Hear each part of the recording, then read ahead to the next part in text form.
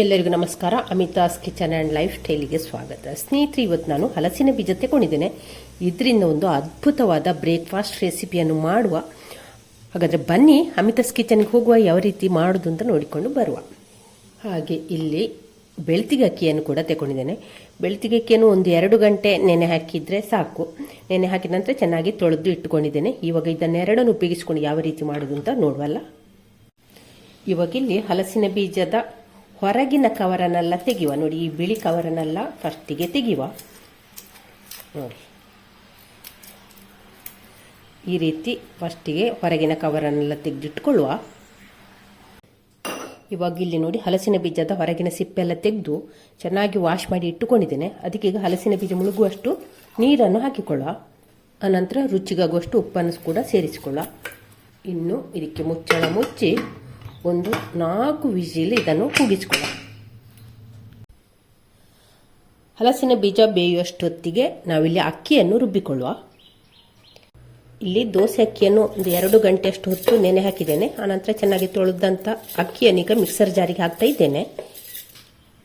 ಈಗ ಇಲ್ಲಿ ಅಕ್ಕಿ ಜೊತೆ ರುಚಿಗಾಗುವಷ್ಟು ಉಪ್ಪನ್ನು ಕೂಡ ಹಾಕ್ತಾ ಇದ್ದೇನೆ. ಹಾಗೆ ತೆಂಗಿನಕಾಯಿ ತುರಿ ಒಂದು 5 ಟೇಬಲ್ ಸ್ಪೂನ್ನಷ್ಟು ಉಂಟು, ಅದನ್ನು ಕೂಡ ಸೇರಿಸಿಕೊಳ್ಳ. ಈಗ ಇದಕ್ಕೊಂದು 2 ಟೇಬಲ್ ಸ್ಪೂನ್ನಷ್ಟು ಕುಚ್ಚಲಕ್ಕಿ ಅನ್ನವನ್ನು ಹಾಕ್ತಾ ಇದ್ದೇನೆ. ವೈಟ್ ರೈಸ್ ಕೂಡ ಆಗ್ತದೆ. ಒಂದು 2 ಟೇಬಲ್ ಸ್ಪೂನ್ನಷ್ಟು ಸೇರಿಸಿಕೊಳ್ಳುವ.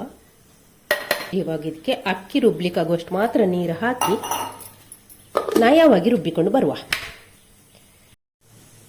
ಇವಾಗ ಇಲ್ಲಿ ರುಬ್ಬಿದಂಥ ಹಿಟ್ಟನ್ನು ಒಂದು ಮಣ್ಣಿನ ಚಟ್ಟಿಗೆ ಹಾಕಿಕೊಳ್ತಾ ಇದ್ದೇನೆ. ಇವಾಗ ಇಲ್ಲಿ ಮಿಕ್ಸರ್ ಜಾರ್ ತೊಳೆದಂಥ ಅರ್ಧ ಲೋಟದಷ್ಟು ನೀರನ್ನು ಕೂಡ ಸೇರಿಸ್ತಾ ಇದ್ದೇನೆ. ಇವಾಗ ಇಲ್ಲಿ ಹಿಟ್ಟನ್ನು ಹದ ಮಾಡಿಕೊಳ್ಳುವ. ನೋಡಿ, ಹಿಟ್ಟನ್ನು ಈ ರೀತಿ ಹದ ಮಾಡಿಕೊಂಡಿದ್ದೇನೆ. ನೋಡಿ, ಈ ರೀತಿ ಉಂಟು. ಹಾಗೆ ತುಂಬ ಹಿಟ್ಟನ್ನು ನಯವಾಗಿ ರುಬ್ಬಿಕೊಳ್ಳೋದು ಕೂಡ ಬೇಡ. ನೋಡಿ, ಒಂದಕ್ಕೊಂದು ಟಚ್ ಆಗುದಿಲ್ಲ. ಸ್ವಲ್ಪ ತರಿ ಇರಲಿ. ನಮಗೆ ನೀರು ದೋಸೆ, ಓಟ್ಪಾಳೆ ಎಲ್ಲ ರುಬ್ತೇವಲ್ಲ, ಅಷ್ಟು ತೆಳ್ಳಗೆ ರುಬ್ಬಿಕೊಳ್ಳೋದು ಬೇಡ. ಒಂದು ಸ್ವಲ್ಪ ರವೆ ರೀತಿಯಲ್ಲಿ ಇರಲಿ. ಇದು ನಿಮಗೆ ಯಾವುದೇ ಯೂಟ್ಯೂಬ್ ಚಾನಲಲ್ಲಿ ಸಿಗಲಿಕ್ಕಿಲ್ಲ ಈ ರೆಸಿಪಿ. ನನ್ನ ಒಂದು ಮೊದಲ ಪ್ರಯತ್ನ. ನೀವು ಕೂಡ ಒಂದ್ಸಲ ಟ್ರೈ ಮಾಡಿ. ತುಂಬಾ ಅದ್ಭುತವಾದ ರೆಸಿಪಿ, ಹಾಗೆ ಹೆಲ್ದಿಯಾದ ರೆಸಿಪಿ. ಇದಕ್ಕೀಗೊಂದು ಅರ್ಧ ಟೀ ಸ್ಪೂನಷ್ಟು ಜೀರಿಗೆಯನ್ನು ಕೂಡ ಹಾಕಿಕೊಳ್ತಿದ್ದೇನೆ. ಹಾಕಿ ಚೆನ್ನಾಗಿ ಮಿಕ್ಸ್ ಮಾಡುವ. ತುಂಬಾ ಹೆಲ್ದಿಯಾದ ಒಂದು ಬ್ರೇಕ್ಫಾಸ್ಟ್ ರೆಸಿಪಿ ಅಂತಲೇ ಹೇಳ್ಬೋದು. ಇದನ್ನು ನೀವು ಸ್ನ್ಯಾಕ್ಸಿಗೆ ಕೂಡ ಮಾಡಿಕೊಳ್ಬೋದು. ನೋಡಿ, ಹೀಗೆ ಚೆನ್ನಾಗಿ ಕಲಸಿ ಆಯಿತು. ಇವಾಗ ಇದನ್ನೊಂದು ಮುಚ್ಚಳ ಮುಚ್ಚಿ ಒಂದು ಅರ್ಧ ಗಂಟೆ ಹೀಗೆ ಬಿಡುವ. ಸ್ವಲ್ಪ ಹಿಟ್ಟು ಒದಗು ಬರಲಿ. ಇವಾಗ ಇಲ್ಲಿ ನೋಡಿ, ಹಲಸಿನ ಬೀಜವನ್ನು ಬೇಯಿಸಿಕೊಂಡಾಯಿತು. ಬೇಯಿಸಿದ ನಂತರ ನೀರನ್ನು ಸೋಸಿ ತೆಗೆದಿದ್ದೇನೆ. ನೋಡಿ, ಹಲಸಿನ ಬೀಜ ಚೆನ್ನಾಗಿ ಬೆಂದಿರಬೇಕು.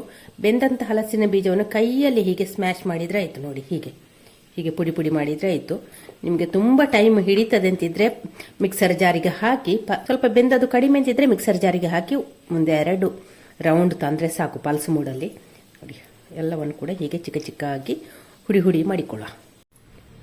ನೋಡಿ, ಹಲಸಿನ ಬೀಜವನ್ನೆಲ್ಲ ಹೀಗೆ ಪುಡಿ ಪುಡಿ ಮಾಡಿಕೊಂಡಾಯಿತು.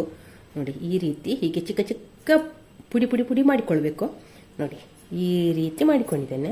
ಇನ್ನಿದನ್ನು ನಾವು ಇಲ್ಲಿ ನಾನು ಸ್ಟವ್ ಮೇಲೆ ಒಂದು ಮಣ್ಣಿನ ಚಟ್ಟಿ ಇಟ್ಟಿದ್ದೇನೆ. ಅದಕ್ಕೊಂದು 2 ಟೇಬಲ್ ಸ್ಪೂನ್ ಅಷ್ಟು ತೆಂಗಿನ ಎಣ್ಣೆಯನ್ನು ಹಾಕ್ತಾ ಇದ್ದೇನೆ. ಬಿಸಿಯಾದಂಥ ಎಣ್ಣೆಗೆ ಒಂದು ಅರ್ಧ ಟೀ ಸ್ಪೂನ್ ಅಷ್ಟು ಜೀರಿಗೆಯನ್ನು ಕೂಡ ಹಾಕ್ತಾ ಇದ್ದೇನೆ. ಅದರ ಜೊತೆಯಲ್ಲಿ ಜಜ್ಜಿಟ್ಟುಕೊಂಡಂಥ ಶುಂಠಿ ಮತ್ತು ಬೆಳ್ಳುಳ್ಳಿಯನ್ನು ಹಾಕ್ತಿದ್ದೇನೆ. ತುಂಬ ಚಿಕ್ಕದಾಗಿ ಜಜ್ಜಿಕೊಳ್ಬೇಕು. ಹೀಗೆ ಶುಂಠಿ ಬೆಳ್ಳುಳ್ಳಿ ಪೇಸ್ಟ್ ಕೂಡ ಹಾಕಿದ್ರೆ ಆಗ್ತದೆ. ಅದರ ಜೊತೆಯಲ್ಲಿ ಒಂದು 3 ಕಾಯಿ ಮೆಣಸನ್ನು ಹೀಗೆ ಚಿಕ್ಕದಾಗಿ ಕಟ್ ಮಾಡಿ ಇಟ್ಕೊಂಡಿದ್ದೇನೆ. ಅದನ್ನು ಕೂಡ ಸೇರಿಸ್ತಾ ಇದ್ದೇನೆ. ಅದರ ಜೊತೆಯಲ್ಲಿ ಹೀಗೆ ದೊಡ್ಡ ಸೈಜಿನ ಒಂದು ಈರುಳ್ಳಿಯನ್ನು ಹೀಗೆ ನೋಡಿ ಚಿಕ್ಕದಾಗಿ ಕಟ್ ಮಾಡಿ ಇಟ್ಕೊಂಡಿದ್ದೇನೆ. ಅದನ್ನು ಕೂಡ ಇದರ ಜೊತೆಯಲ್ಲಿ ಸೇರಿಸ್ತಾ ಇದ್ದೇನೆ. ಅದರ ಜೊತೆಯಲ್ಲಿ ಕಟ್ ಮಾಡಿ ಇಟ್ಟುಕೊಂಡಂಥ ಕರಿಬೇವನ್ನು ಕೂಡ ಹಾಕ್ತಾ ಇದ್ದೇನೆ. ಈಗ ಎಲ್ಲವನ್ನು ಕೂಡ ಚೆನ್ನಾಗಿ ಇದನ್ನು ಫ್ರೈ ಮಾಡುವ. ಈರುಳ್ಳಿ ನೋಡಿ ಟ್ರಾನ್ಸ್ಪರೆಂಟ್ ಆಯಿತು, ಕಲರ್ ಸ್ವಲ್ಪ ಚೇಂಜ್ ಆಗಿದೆ. ಈಗ ನಾನು ಇದಕ್ಕೆ ಇಂಗಿನ ಪೌಡ್ರನ್ನು ಹಾಕ್ತಾ ಇದ್ದೇನೆ. ಇಂಗು ಹಾಕಿದರೆ ಗ್ಯಾಸ್ಟ್ರಿಕ್ ಆಗೋದಿಲ್ಲ, ಹಾಗೆ ಜೀರ್ಣಶಕ್ತಿ ಕೂಡ ಚೆನ್ನಾಗಿರುತ್ತದೆ. ಹಾಗೆ ಫ್ರೈ ಮಾಡುವ. ಈಗ ಇದಕ್ಕೆ 1 ಟೀ ಸ್ಪೂನ್ ಅಷ್ಟು ರೆಡ್ ಚಿಲ್ಲಿ ಪೌಡ್ರನ್ನು ಹಾಕ್ತಾ ಇದ್ದೇನೆ. ಕಾಯಿ ಮೆಣಸು ಕೂಡ ಹಾಕಿದ್ದೇವೆ. ಸ್ವಲ್ಪ ರೆಡ್ ಚಿಲ್ಲಿ ಪೌಡ್ರ್ ಕೂಡ ಬೇಕು. 1 ಟೀ ಸ್ಪೂನ್ ಅಷ್ಟು ಧನಿಯಾ ಪೌಡ್ರು, 1/4 ಟೀ ಸ್ಪೂನ್ ಅಷ್ಟು ಅರಶಿನ, 1 ಟೀ ಸ್ಪೂನ್ ಅಷ್ಟು ಗರಂ ಮಸಾಲೆ, ಎಲ್ಲವನ್ನು ಕೂಡ ಹಾಕಿ ಒಮ್ಮೆ ಚೆನ್ನಾಗಿ ಮಿಕ್ಸ್ ಮಾಡುವ. ಇವಾಗ ಅದರ ಜೊತೆಯಲ್ಲಿ ಕೊತ್ತಂಬರಿ ಸೊಪ್ಪನ್ನು ಕೂಡ ಹಾಕ್ತಿದ್ದೇನೆ. ಕೊತ್ತಂಬರಿ ಸೊಪ್ಪನ್ನು ಕೂಡ ಹಾಕಿ ಒಮ್ಮೆ ಚೆನ್ನಾಗಿ ಫ್ರೈ ಮಾಡುವ. ಇವಾಗ ಇದಕ್ಕೆ ನಾವು ಪುಡಿ ಪುಡಿ ಮಾಡಿ ಇಟ್ಟುಕೊಂಡಂಥ ಹಲಸಿನ ಬೀಜವನ್ನು ಹಾಕಿಕೊಳ್ಳ. ಹಾಕಿ ಒಮ್ಮೆ ಚೆನ್ನಾಗಿ ಮಿಕ್ಸ್ ಮಾಡುವ. ಇದರಲ್ಲಿ ಫ್ರೈ ಮಾಡುವ. ಫ್ಲೇಮನ್ನು ಸಿಮ್ಮಿಗೆ ಇಟ್ಟುಕೊಂಡ್ರೆ ಆಯಿತು. ಚೆನ್ನಾಗಿ ಮಿಕ್ಸ್ ಆಗಬೇಕು. ಇದು ಒಂದಕ್ಕೊಂದು ಚೆನ್ನಾಗಿ ಮಿಕ್ಸ್ ಆಗಬೇಕು. ಇವಾಗ ಇಲ್ಲಿ ರುಚಿಗಾಗುವಷ್ಟು ಉಪ್ಪನ್ನು ಹಾಕ್ತಿದ್ದೇನೆ. ಹಲಸಿನ ಬೀಜ ಬೇಯಿಸುವಾಗ ಕೂಡ ಉಪ್ಪು ಹಾಕಿದ್ದೇವೆ, ನೋಡಿಕೊಂಡು ಉಪ್ಪು ಹಾಕಿದರೆ ಸಾಕು. ಇಲ್ಲೊಂದು 1/4 ಟೀ ಸ್ಪೂನಷ್ಟು ಹುಳಿಯನ್ನು ಕೂಡ ಹಾಕ್ತಿದ್ದೇವೆ. ಹುಳಿ ಇಲ್ಲದಿದ್ದರೆ ನೀವು ಹುಣಸೆ ಹುಳಿ ರಸವನ್ನು ಕೂಡ ಹಾಕಿಕೊಳ್ಬೋದು. ಆಮ್ಚೂರು ಪೌಡ್ರನ್ನು ಕೂಡ ಹಾಕಿಕೊಳ್ಬೋದು. ಹಾಕಿ ಒಮ್ಮೆ ಚೆನ್ನಾಗಿ ಮಿಕ್ಸ್ ಮಾಡುವ. ಇವಾಗ ಇಲ್ಲಿ ಸ್ವಲ್ಪ ನೀರನ್ನು ಮೇಲಿಂದ ಹೀಗೆ ಒಂದು ಸ್ವಲ್ಪ ಸ್ಪ್ರಿಂಕಲ್ ಮಾಡಿದರೆ ಆಯಿತು. ಜಾಸ್ತಿ ಬೇಡ, ಹೀಗೆ ಸ್ವಲ್ಪ ಸ್ಪ್ರಿಂಕಲ್ ಮಾಡಿ ಮುಚ್ಚಳ ಮುಚ್ಚಿ ಒಂದು 2 ನಿಮಿಷ ಹೀಗೆ ಬೇಯಿಸಿಕೊಳ್ಳುವ. ಇವಾಗ 2 ನಿಮಿಷ ನಂತರ ಮುಚ್ಚಳ ತೆಗೆದು ಒಮ್ಮೆ ಚೆನ್ನಾಗಿ ಇದನ್ನೊಮ್ಮೆ ಮಿಕ್ಸ್ ಮಾಡುವ. ಟೇಸ್ಟ್ ನೋಡಿಕೊಳ್ಳಿ, ಉಪ್ಪು ಹುಳಿ ಖಾರ ಎಲ್ಲ ಕರೆಕ್ಟ್ ಉಂಟ ನೋಡಿಕೊಳ್ಳಿ. ಚೆನ್ನಾಗಿ ಮಿಕ್ಸ್ ಆದ ನಂತರ ಪುನಃ ಒಂದು 2 ನಿಮಿಷ ಹೀಗೆ ಮುಚ್ಚಳ ಮುಚ್ಚಿ ಬೇಯಿಸಿಕೊಳ್ಳುವ. ಇವಾಗ ನೋಡುವ, ನೋಡಿ ಚೆನ್ನಾಗಿ ಮಿಕ್ಸ್ ಮಾಡಬೇಕು. ಹಾಗೆ ಇಲ್ಲಿ ಸ್ಟವನ್ನು ಕೂಡ ಆಫ್ ಮಾಡಿಕೊಳ್ಳುವ. ಟೇಸ್ಟ್ ಎಲ್ಲ ನೋಡಿಕೊಂಡ್ರೆ ಆಯಿತು. ಇವಾಗ ಇಲ್ಲಿ ಹಲಸಿನ ಬೀಜದ ಹೂರಣವನ್ನು ಒಂದು ಪ್ಲೇಟಿಗೆ ಹಾಕಿ ಇಟ್ಟಿದ್ದೇನೆ ತಣ್ಣಗಾಗಲಿಕ್ಕೆ. ಒಂದು ಸ್ವಲ್ಪ ತಣ್ಣಗಾಗಿದೆ. ಇವಾಗ ಇದನ್ನೆಲ್ಲ ನಾವು ಚಿಕ್ಕ ಚಿಕ್ಕ ನೆಲ್ಲಿಕಾಯಿ ಗಾತ್ರದ ಬಾಲನ್ನಾಗಿ ಮಾಡಿಕೊಂಡು ಇದನ್ನು ಸ್ವಲ್ಪ ಚಪಾಟೆ ಮಾಡಿದರೆ ಆಯಿತು. ನೋಡಿ ಈ ರೀತಿ ಮಾಡಿಕೊಳ್ಳ. ನೋಡಿ ಈ ರೀತಿ ಎಲ್ಲವನ್ನು ಕೂಡ ಹೀಗೆ ಮಾಡಿ ಇಟ್ಟುಕೊಳ್ಳುವ. ಫಸ್ಟಿಗೆ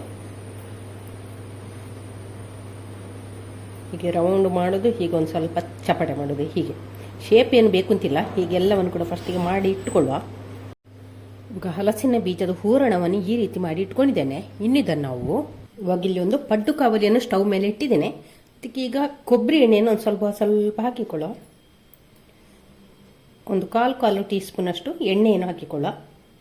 ಇವಾಗ ಇಲ್ಲಿ ಎಣ್ಣೆ ಚೆನ್ನಾಗಿ ಬಿಸಿಯಾಗಿದೆ, ಕಾವಲಿ ಕೂಡ ಚೆನ್ನಾಗಿ ಬಿಸಿಯಾಗಿದೆ. ಇವಾಗ ನಾವಿಲ್ಲಿ ರುಬ್ಬಿಟ್ಟಂತ ಹಿಟ್ಟನ್ನು ಇದಕ್ಕೆ ಹಾಕಿಕೊಳ್ಳುವ. ಸ್ವಲ್ಪ ಸ್ವಲ್ಪ ಹಿಟ್ಟನ್ನು ಫಸ್ಟಿಗೆ ಹಾಕಿಕೊಳ್ಳುವ. ಒಂದು 1/4 ಭಾಗ ಹಾಕಿಕೊಂಡಾಯಿತು.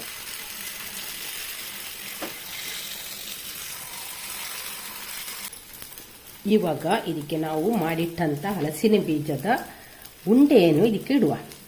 ಸ್ವಲ್ಪ ಹೀಗೆ ಅಮರ್ಸಿ ಇಟ್ಟುಕೊಂಡ್ರೆ ಆಯಿತು. ಹೀಗೆ ಮಿಡ್ಲಿಗೆ ಹಾಕಿ ಒಂದು ಸ್ವಲ್ಪ ಹೀಗೆ ಪ್ರೆಸ್ ಮಾಡಿಕೊಂಡ್ರೆ ಆಯಿತು. ಎಲ್ಲವನ್ನು ಹೀಗೆ ಇಟ್ಕೊಂಡು ಬರುವ. ಇದು ಬೇಗ ಬೇಗ ಆಗಬೇಕು, ಯಾಕೆಂದರೆ ಹಿಟ್ಟು ಕೆಳಗೆ ಹಾಕಿದ ಹಿಟ್ಟು ಬೇಯಬಾರ್ದು. ಒಂದು ಸ್ವಲ್ಪ ಹಸಿ ಹಸಿ ಇರಬೇಕು. ಆ ಹೊತ್ತಿಗೆ ಇದನ್ನೆಲ್ಲ ಹಾಕಿಕೊಂಡ್ರೆ ಆಯಿತು. ಇದರ ಮೇಲೆ ಪುನಃ ಈ ದೋಸೆ ಹಿಟ್ಟನ್ನು ಹಾಕಿಕೊಳ್ಳ.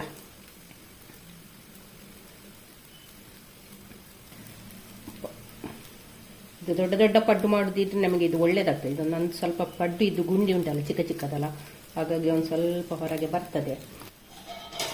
ಮೇಲಿಂದ ಕೂಡ ಹಿಟ್ಟನ್ನು ಹಾಕಿಕೊಂಡ ನಂತರ ಮುಚ್ಚಳ ಮುಚ್ಚಿ ಒಂದು 2 ನಿಮಿಷ ಇದನ್ನು ಬೇಯಿಸಿಕೊಳ್ಳುವ. ಇವಾಗ 1 ನಿಮಿಷ ನಂತರ ಮುಚ್ಚಳ ತೆಗಿತಿದ್ದೇನೆ. ಹಿಟ್ಟು ಮೇಲೆ ಒಂದು ಸ್ವಲ್ಪ ಡ್ರೈ ಆದರೆ ಸಾಕು. ಆನಂತರ ಇದನ್ನೆಲ್ಲ ನಾವು ಹೀಗೆ ಮಗುಚಿ ಹಾಕಿಕೊಳ್ಳುವ. ಎಲ್ಲವನ್ನು ಕೂಡ ಹೀಗೆ ಮಗುಚಿ ಹಾಕುವ.